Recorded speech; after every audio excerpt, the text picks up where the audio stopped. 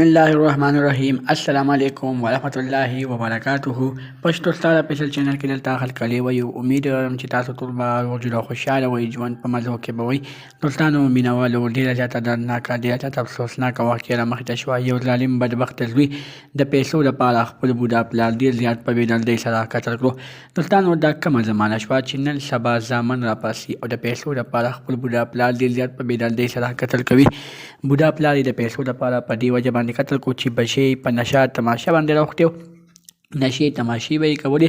د هغه نشو تماشو لپاره ورسره پیسې ختمې شوې. هغه پیسو ختمېدو نه بعد هغه بچي د پلار نه د پیسو غوښتنه وکړله. هغه پیسو غوښتنې نه بعد بیا هغه بچي خپل پلار ډېر زیات په بد حال سره قتل کړو.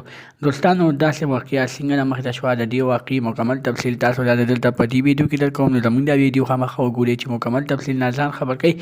دغه رنګې نورو معلوماتي ویډیوګانو لپاره زموږ پښتو ستاره پېشل چینل سبسکرایب کړئ. د نشان ورڅخه خامخا ووهئ. زموږ هر یوانۍ معلوماتي ویډیو تاسو ته په اسانۍ سره میلاویږي.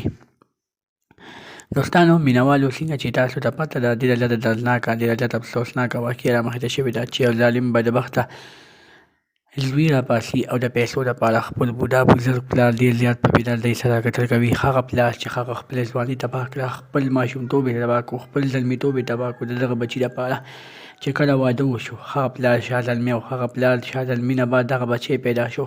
هغه بچي پیدا کېدو نه بعد دغه پلار د دې بچي لپاره ډېرې زیاتې سختې تېرې کړې. د په سر یې عقیقه وکړله، د ده جامې یې پوره کړې، د پیزار یې پوره کړو، د خوشحالي یې راوستله، د جیب خرچه یې پوره کړه. خو چې دا کله نشې تماشې شروع کړې، هغه نشو تماشو کې دا مبتلا شي، نو دا د خپل پلار هغه سختې هېرې کړي، د خپل پلار هغه زلمیتوب هېر کړي، د خپل پلار هغه هلته هېر کړي، هغه سختې هېرې کړي او دا د نشو لپاره د یو څو پیسو لپاره خپل بوډا پلار باندې فایرنګ وکړي، ډزې وکړي او ډېر زیات په بد حال باندې قتل کړي. دوستانو الله تعالی دې داسې زامن هېڅ چا نه ورکوي چې هغه بیا په بوډاوالي کې د خپل پلار مټ احساس نه شي، بلکې د هغوی قاتلان شي. دغه رنګې نورو معلوماتي ویډیوګانو لپاره زموږ پښتو ستاره پېشل چینل سبسکرایب کړئ. د نشان ورڅخه مخه واخلئ. زموږ هر یوانۍ معلوماتي ویډیو تاسو ته په اسانۍ سره میلاویږي. والسلام.